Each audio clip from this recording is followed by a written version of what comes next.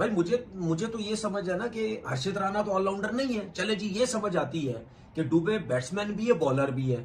और अगर Dubey fast bowling करते हैं तो वो तो नहीं कर सकते क्योंकि उनको तो बॉल लग गई है। तो उनकी जगह एक फास्ट बॉलर को लिया गया जो हर्षित राणा की सूरत में था। लेकिन ऑलराउंडर क्यों नहीं लिया गया, वो इनके पास आई थिंक था नहीं। तो मुझे ये तो बताए ना, दुबे क्या पूरे 4 ओवर करता है हर मैच के अंदर? ऑलराउंडर किसी भी टीम का ऑलराउंडर बहुत कम ऐसे होता है जो 4 ओवर करता है। वो अगर शिवम दुबे इंजर्ड थे तो रमनदीप सिंह जो कि उनके एक अच्छे ऑलराउंडर हैं उनको होना चाहिए था। लेट्स अज्यूम कि सेकंड इनिंग में ऐसा होता, लाइक कि वो आते ही उनको खुदा ना खासा बॉल लग जाती शिवम दुबे को, तो फिर कौन आते? फिर 100% रमनदीप सिंह आते क्योंकि वो बैटिंग अच्छी कर लेते हैं। हेलो एवरीवन, कैसे हो आप सब? उम्मीद करता हूँ कि आप सब बहुत ही बढ़िया होंगे। तो दोस्तों, चौथा T20 मैच भारत बहुत ही जबरदस्त तरीके से जीता। तो वहीं पाकिस्तानी मीडिया प्रोपेगेंडा फैला रही है कि भारत चीटिंग किया है, भारत बेईमानी करके ये मैच जीता है। आप लोगों को तो पता ही होगा कि कल के मैच में शुभम दुबे को यहाँ पे हेड पे बॉल लग गया था। तो वहीं दूसरे पारी में बॉलिंग के समय शुभम दुबे नहीं आए, तो उसकी जगह पे कंसेशन रूल के हिसाब से शुभम दुबे की जगह पे आए हर्षित राणा। तो वहीं पाकिस्तानी मीडिया बोल रही है कि हर्षित राणा एक प्रॉपर ऑलराउंडर नहीं है, वो केवल बॉलर है। तो भाई पाकिस्तानियों, मैं तुम लोगों को बता दूं, हर्षित राणा का रणजी ट्रॉफी में 4 शतक है। तो चलिए गाइस, बिना देर किए वीडियो को देखते हैं पाकिस्तानी मीडिया क्या बोलती है, क्या प्रोपेगेंडा फैलाती है। इनको मिर्ची लग गई है, मिर्ची। तो गाइस, वीडियो अच्छा लगे तो चैनल को सब्सक्राइब और वीडियो को लाइक जरूर करिएगा, बहुत मेहनत लग रहा है भाई। इंडिया ने जो है वो T20 सीरीज जीत ली है। और जैसे मैंने बोला था कि इंडिया 4 मैचेस जीतेगा, इंग्लैंड 1 जीतेगा। हालांकि आज मौका था इंग्लैंड के पास, लेकिन वो ये T20 का मैच नहीं जीत सका। शुरू में 10-12 रन पे 3 आउट हो गए, बड़े बड़े प्लेयर्स आउट हो गए। संजू सैमसन आउट हो गया, फिर उसके बाद सूर्या कुमार यादव जो है वो आउट हो गया, तिलक वर्मा जो है वो आउट हो गए। लेकिन आई थिंक लग ऐसा रहा था कि 150 भी नहीं कर पाएगा। लेकिन वही बात है ना कि हार्दिक पांड्या जिस तरीके से आपको पता है बैटिंग करते हैं, उन्होंने 50 रन की इनिंग खेली। फिर उसके बाद आई थिंक 53 की है, फिर दुबे ने 53 की है, जिसकी वजह से जो रन्स हैं वो बड़े जबरदस्त हो गए। और 181 रन जो है इन्होंने कर दिए इंडिया ने। और इंग्लैंड की टीम जो है, सिर्फ हैरी ब्रूक जो है वो 50 रन की जो है वो इनिंग खेल सके। उसके बाद उसके अलावा कोई ऐसा प्लेयर नहीं था जो रन्स कर सके। मेरे ख्याल में बड़ी जबरदस्त ये विन थी। 166 पे जो है इंग्लैंड की टीम को आउट कर दिया। एक इसमें मैं आपको हमेशा बोलता हूं कि जो आईसीसी के रूल होते हैं ना, वो कुछ रूल होते हैं जो मुझे मेरी समझ से बाहर है कि ये रूल्स है क्या। क्योंकि ये कंकशन सब की जो अगर मैं बात करूं, देखें हर्षित राणा जो है वो प्लेइंग 11 में नहीं थे, ठीक है, वो 11 प्लेयरों में नहीं थे। और इंडिया की टीम पहले कर रही थी बैटिंग। अब इंडिया की टीम जब बैटिंग कर रही थी, दुबे का बॉल लगा, वो फील्ड में नहीं आ सका, उसने 53 रन की इनिंग खेली है, ठीक है। उस 53 से इंडिया को फायदा हो गया क्योंकि वो तो बैटिंग कर रहा था। अच्छा, कंकशन सब की रिप्लेसमेंट का मतलब ये होता है, जो जहां तक मुझे पता है, कि अगर बैट्समैन है तो बैट्समैन आ सकता है, बॉलर है तो बॉलर आ सकता है। मतलब जिस किस्म का प्लेयर है, उस जो कैटेगरी, उसी कैटेगरी में आप उस प्लेयर को ला सकते हैं। लेकिन मुझे चीज समझ नहीं आई कि हर्षित राणा आ गए उनकी जगह पे। भाई मुझे तो ये समझ है ना कि हर्षित राणा तो ऑलराउंडर नहीं है। चले जी, ये समझ आती है कि दुबे बैट्समैन भी है, बॉलर भी है। और अगर दुबे फास्ट बॉलिंग करते हैं तो वो तो नहीं कर सकते क्योंकि उनको तो बॉल लग गई है। तो उनकी जगह एक फास्ट बॉलर को लिया गया जो हर्षित राणा की सूरत में था। लेकिन ऑलराउंडर क्यों नहीं लिया गया, वो इनके पास आई थिंक था नहीं। तो मुझे ये तो बताए ना, दुबे क्या पूरे 4 ओवर करता है हर मैच के अंदर? ऑलराउंडर किसी भी टीम का ऑलराउंडर बहुत कम ऐसे होता है जो 4 ओवर करता है। वो ज्यादा कभी 2 करेगा, 3 करेगा, या 2 में मार खा के साइड पे हो जाएगा।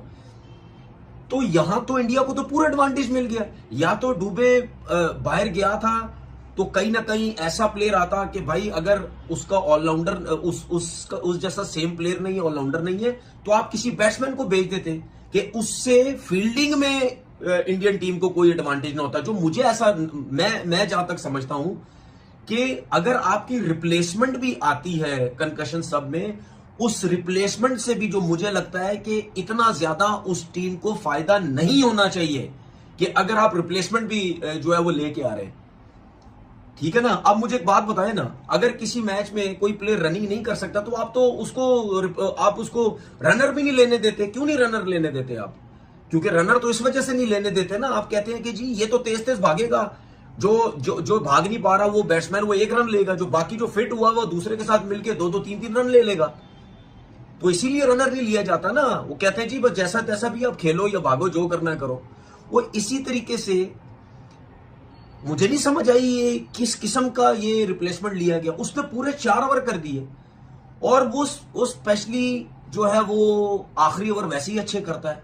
तो अगर वो हर्षित नहीं होता या डुबे ने बैटिंग कर ली थी, अगर उसकी रिप्लेसमेंट का कोई प्लेयर नहीं था उस जैसा सेम, तो सिर्फ बैट्समैन लाना चाहिए था। ना वो बॉलिंग कर सकता, ना वो स्पिन कर सकता, ना कुछ, सिर्फ फील्डिंग करता और कैच करता। ये थोड़ी बहुत जो हेल्प हो सकती थी कंकशन सब की, वो तो अब आप देखो ना, प्लेइंग 11 में हर्षित राणा है नहीं, और इंडियन टीम की पहले नंबर से लेकर 11वें नंबर तक बैटिंग भी हुई, बॉलिंग भी हुई, सब कुछ हुई, और 12वां जो था हर्षित राणा था। मतलब मुझे समझ नहीं है ये किस किस्म का कंकशन सब था कि पूरा पूरा एडवांटेज। और उसके बाद ये भी आप देखें कि वहां आपके, मुझे पता है अब मुझसे लोग 36 बातें करेंगे और भाई आईसीसी का रूल है, आईसीसी के और रूल्स भी गलत है, और भी आईसीसी के रूल गलत है, ठीक है ना। ये जो रिव्यूज आपके होते हैं और जो मतलब और चीजें होती हैं, ठीक है, ये बनाए हुए हैं, ये थर्ड अंपायर वगैरह वाले जितने भी हैं, इसमें से भी कितनी ज्यादा आपकी क्वेश्चन मार्क है। तो ये क्वेश्चन मार्क है। अब मुझे नहीं पता कि आगे चल के इसके ऊपर कोई इशू उठाएगा या नहीं उठाएगा, लेकिन मुझे तो ये समझ आई है उसको तो पूरा पूरा एडवांटेज मिल गया। 12 प्लेयरों ने परफॉर्म कर दिया। मैंने इसकी ये ट्वीट भी की है, अगर आप जाके देखना चाहें, मैंने ट्वीट भी की है कि मुझे नहीं समझ आई ये क्या है। अब जाहिर बात है लोग फजूल उल्टी उल्टी बातें करेंगे, जिसने जो भी करना खैर, लेकिन मुझे जो समझ आई है वो मैंने आपसे कह दी है। बाकी इंडियन टीम ने सीरीज जीत ली है। गौतम गंभीर के ऊपर बड़ा प्रेशर था, आखिरी 2 ओवर में जो 25 रन चाहिए थे वो समझ रहा था शायद रन बन जाएंगे। और एक चीज आपको बता दूं, हर्षित राणा अगर 4 ओवर नहीं करता ना तो इंडिया की टीम आज का मैच हार चुकी थी। अपना बहुत बहुत ख्याल रखिएगा। अल्लाह हाफिज। दोस्तों, इंडिया ने इंग्लैंड को टी20 मैच में शिकस्त तो दे दी, मगर एक कंट्रोवर्सी आई कि हर्षित राणा कैसे शिवम दुबे की जगह पे कंकशन रिप्लेसमेंट आ सकते हैं, जबकि वो ऑलराउंडर हैं और ये मुकम्मल तौर पर बॉलर हैं। मैंने इनका डोमेस्टिक रिकॉर्ड निकाला, टी20 में इनका हाईएस्ट 2 स्कोर है। मीन ये ऑलराउंडर तो नहीं है हर्षित राणा, ये एक टिपिकल बॉलर है। तो कंकशन रूल क्या है और ये किस सूरत में लिया जाता है और सूरत हाल क्या हुई थी? अगर किसी ने मैच देखा हो तो सेकंड लास्ट बॉल के ऊपर शिवम दुबे का ओवरटर्न का बाउंसर लगा उनके, और उसके बाद लास्ट बॉल उन्होंने खेली, अगरचे वो रन आउट हुए, मगर जब फील्डिंग की बारी आई तो फील्डिंग के लिए शिवम दुबे नहीं आए। और रूल ये होता है कि आपने फौरी तौर पर जो भी टीम का डॉक्टर, लाइक टीम इंडिया का जो डॉक्टर है वो बताएगा कि हमारे प्लेयर को कंकशन की जरूरत है, वो फील्डिंग में नहीं आ सकते। फिर मैनेजर एक फॉर्म होता है, उस फॉर्म को फिल करके रेफरी को देता है, रेफरी को बताता है कि हम कंकशन के लिए इनकी रिप्लेसमेंट कौन से प्लेयर को, यानी अपनी तरफ से देते हैं कि हमें ये प्लेयर चाहिए रिप्लेसमेंट के तौर पर। आईसीसी का रूल ये है कि कंकशन के अंदर अगर कोई बैट्समैन हुआ है, जैसे आपको याद होगा स्मिथ को आर्चर का बाउंसर लगा था, स्मिथ और ऑस्ट्रेलिया और इंग्लैंड के बीच मैच हुआ था, आर्चर का बाउंसर लगा था, तो उस पर रिप्लेसमेंट, उनको कंकशन रिप्लेसमेंट लेनी थी जो लबेशाइन की सूरत में आई थी। शदाब का हुआ था तो उसामा मीर आए थे, यानी ऑलराउंडर बैट्समैन। तो अमूमन ऐसा ही होता है कि किसी मतलब रेफरी को ऐसी कंकशन रिप्लेसमेंट एक्सेप्ट करनी होती है या अप्रूव करनी होती है जो कि किसी भी टीम को एक्स्ट्रा फेवर ना दे रही हो। अब Shivam Dube basically batting all rounder हैं, यानी बैट्समैन वो होते हैं, और उन्होंने 50 कर ली, अपनी मतलब अपनी इनिंग पूरी की है, और बाद में हो सकता है कि उनको कंकशन की जरूरत पड़ी हो। बाज का टीमें जो हैं वो स्मार्टली मूव भी करती हैं। इससे पहले भी टीम इंडिया का ऑस्ट्रेलिया के खिलाफ मैच हुआ था, उसमें भी ये प्रॉब्लम हुआ था। तब जस्टिन लैंगर उनके कोच होते थे और उन्होंने काफी इस पर शोर मचाया था। ये शायद बात है 2020 की, जब कप्तान विराट कोहली होते थे। तब क्या हुआ था कि उसमें भी बाई चांस ऐसा हुआ था कि रविंद्र जडेजा की कंकशन रिप्लेसमेंट चाहल की सूरत में ली गई थी। वो एक ऑलराउंडर है, चाहल टिपिकल लेग स्पिनर है, और बाई चांस ये हुआ था कि चाहल उसमें मैन ऑफ द मैच भी हुए थे।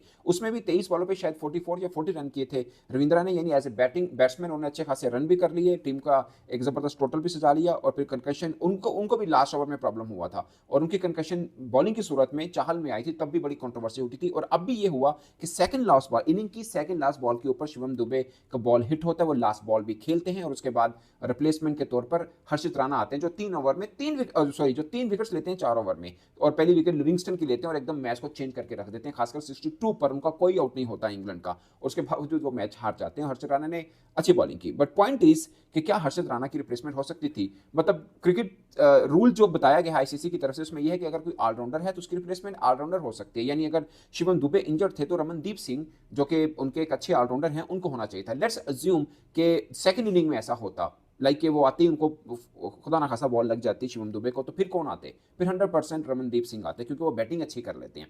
अब चूंकि उनको बॉलिंग की जरूरत थी तो इंडिया ने स्मार्टली मूव किया और उन्होंने बोला कि हमें हर्षित राणा चाहिए। अब ये रेफरी की स्वाबदीद होती है, इख्तियार बेसिकली रेफरी के पास होता है कि वो चूज करता है कि वो अप्रूव करे ना, इसका वो नाम अप्रूव करे या ना करे। अब चूंकि रेफरी ने अप्रूव किया और इंडिया ने स्मार्टली मूव किया, जो कि शायद क्रिकेट सेंस के ऊपर आप कह सकते हैं कि उनको रमनदीप सिंह का के नाम रेफरी को भी अप्रूव करना चाहिए था और उनको भी रमनदीप सिंह ही करना चाहिए था, ताकि वो ऑलराउंडर के साथ मैचअप हो जाता। फिर रमनदीप बॉलिंग कर लेते हैं, ऐसा नहीं कि वो बॉलिंग नहीं करते। मैंने उनको ओमान में देखा है, इंडिया एक ही तरफ से आकर वो खेले थे, बैटिंग तगड़ी करते हैं, बॉलिंग भी ठीक कर लेते हैं। तो बेसिकली उनको होना चाहिए था रमनदीप सिंह को, मगर उन्होंने हर्षित राणा को वो लेके आए और हर्षित राणा ने एकदम मैच को चेंज कर दिया। इस पर शोर कुछ इसलिए भी हो रहा है कि हर्षित राणा एक रेगुलर बॉलर है और रूल ये कहता है आईसीसी का कि आप कंकशन रिप्लेसमेंट वो देंगे जो किसी एक टीम को एडवांटेज ना दे रही हो। लाइक अगर कोई स्पिनर है तो स्पिनर, लाइक एक बॉलर है तो बॉलर होगा, बैट्समैन है तो बैट्समैन होगी, ऑलराउंडर हो तो ऑलराउंडर होगा। अब शिवम दुबे ऑलराउंडर है और वो भी बैटिंग ऑलराउंडर है। उन्होंने बैटिंग में तो एच दे दिया टीम इंडिया को, फिर जब बॉलिंग की बारी आई तो हर्षित राणा को रिप्लेस अप्रूव करना मैच रेफरी की किसी हद तक शायद गलती हो भी सकती है, बट ये चूंकि मैच रेफरी ने अप्रूव किया तो इंडिया तो इस पर खुश होगा और इसलिए इंडिया ने हर्षित राणा को मैदान में उतारा, जो कि 12 ओवर के अंदर आए और उसके बाद मैच को उन्होंने एकदम चेंज करके रख दिया। तो ये एक स्मार्ट मूव होती हैं जो टीम करती हैं, और अगर उनको एडवांटेज मिल जाता है तो कौन अपना फायदा उठाना नहीं चाहेगा। इससे पहले भी हो चुका हुआ है, इससे पहले भी हो चुका है, जो मैं आपको बता चुका हूँ कि रविंद्र जडेजा के लिए कंकशन आया था, 2020 की बात है, चाहल की सूरत में, और वो मैन ऑफ द मैच भी आए थे। और अब हर्षित राणा एक तरह से वो भी के उन्होंने मैच को एकदम बदल के रखा और इंडिया को मैच में ना सिर्फ मैच जीता बल्कि सीरीज भी जीती। अगरचे बटलर थोड़े से वो डिस्टर्ब नजर आए और केविन पीटरसन भी इसका कमेंट्री बॉक्स के अंदर बहुत बोले कि ये सीधा सीधा एक टीम को एडवांटेज है, जो कि उनको मिला भी और वो सीरीज भी एक तरह से जीत गए। बट पॉइंट इज के क्रिकेट सेंस या क्रिकेट फैंस के नज़र से देखा जाए तो एक तरह से इंग्लैंड के साथ शायद थोड़ा सा वो एक जिसे बोलते हैं डिसएडवांटेज मिला उनको, और इंडिया को सीधा सीधा एक एडवांटेज मिला जिसका इंडिया ने भरपूर फायदा भी उठाया।